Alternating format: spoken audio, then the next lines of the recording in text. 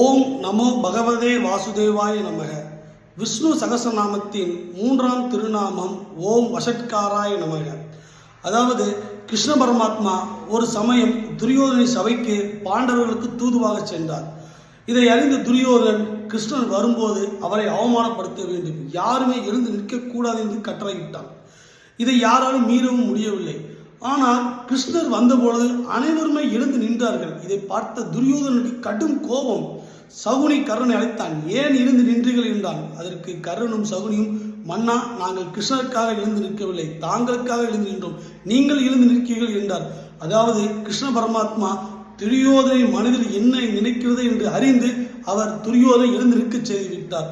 நாமும் ஓம் நமோ வஷட்காராய என்று சொல்லும் பொழுது நம்முடைய மனதில் கிருஷ்ண பரமாத்மா நுழைந்து நம்மை பல நற்செயல்கள் செய்ய வைப்பார். நன்றி. சர்வமும் கிருஷ்ணார்ப்பணம்.